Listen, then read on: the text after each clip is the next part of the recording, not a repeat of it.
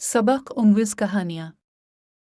हज़रत बिलाल जनाब उमर से मिलने आए। जब बिलाल दरवाज़े से दाखिल हुए तो फ़ारूक अज़म ने कुर्सी छोड़ दी, हाथ बांध के कोने में खड़े हो गए। काला रंग, नाम लिखना नहीं जानते, कैसर व कसरा को हाथर में ना लाने वाला उमर बिलाल के सामने खड़े हो गए। लोग कहने लगे, उमर कौन आ रहा है जिसके लिए तेरा ये इस्तकबाल है? हज़रत बिलाल आए, कहने लगे, अमीरुल मोमिनीन क्या कर रहे हो? उमर ने बाजू पकड़ा और अपनी कुर्सी पर बिठाया। हज़रत बिलाल कहने लगे, हुजूर मैं ग़ुलाम हूँ, मुझे तो तरीक़े भी नहीं आते उन कुर्सियों पर बैठने के। मैं गरीब माँ का बेटा, ग़ुलाम बाप की औलाद हो। हज़रत उमर कहने लगे, बिलाल तो ग़ुलाम था, लेकिन जब से तो मुस्तफ़ा का ग़ुलाम बनना है तो हमारा इमाम बन गया है। अब तो इमाम है रसूल अल्लाह की उम्मत का। फरमाया, मुझे वो दिन याद है जब मक्का फ़तह हुआ था, बुत टूट गए थे, बड़े बड़े सरदार थे, और मेरे निब ने फरमाया, बिलाल से कहो कि कबा की छत पर चढ़ के अजान दे। लोगों ने कहा, हुजूर किसी और की ड्यूटी लगा दे। तो इब्ने फरमाया, चुप करो। बदर में मार खा के अजान पड़े तो बिलाल, अहद में पत्थर बरसे अजान पड़े